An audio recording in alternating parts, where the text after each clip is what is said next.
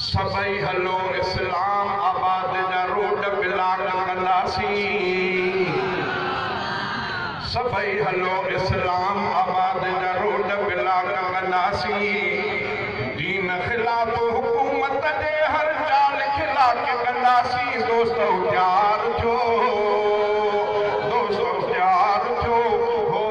दोस्तों तैयार थो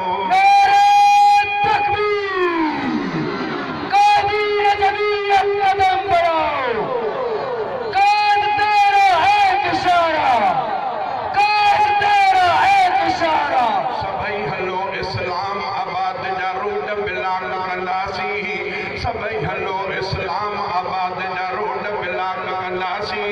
दीन खिलाफ हुकूमत जे हर चाल खिलाफ कंदासी दोस्तों तैयार थो दोस्तों तैयार थो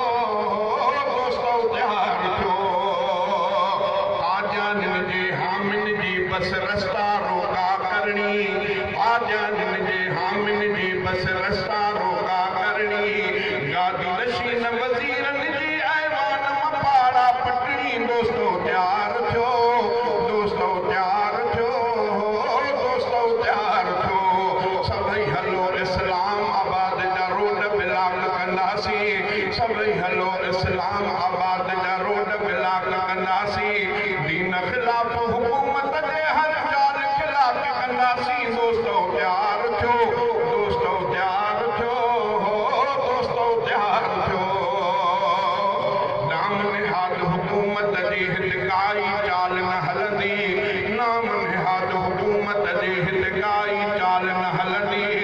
बातिल कुवत का भी जमीयत आदो नूर न टिकंदी दोस्तों तैयार थो दोस्तों तैयार थो दोस्तों तैयार थो सभई हलो इस्लाम आबाद जा रोड ब्लॉक कंदासी दीन खिलाफ हुकूमत जे हर चाल खिलाफ कंदासी दोस्तों तैयार थो दोस्तों तैयार थो दोस्तों तैयार थो कायद जे था सॾते वञूं क़ुर्बान समूर जी आला कायद जे था सॾते वञूं क़ुर्बान समूर जी आला कायद जे था सॾते वञूं क़ुर्बान समूर जी आला उलमा तलबा मुफ्ती मुअल्लिम अल्लाह नाला दोस्तों तैयार थो दोस्तों तैयार थो दोस्तों तैयार थो सखर खां शुरुआत करे इस्लाम आबाद जा धरणो सखर खां शुरुआत करे इस्लाम आबाद जा धरणो सखर खां शुरुआत करे इस्लाम आबाद जा धरणो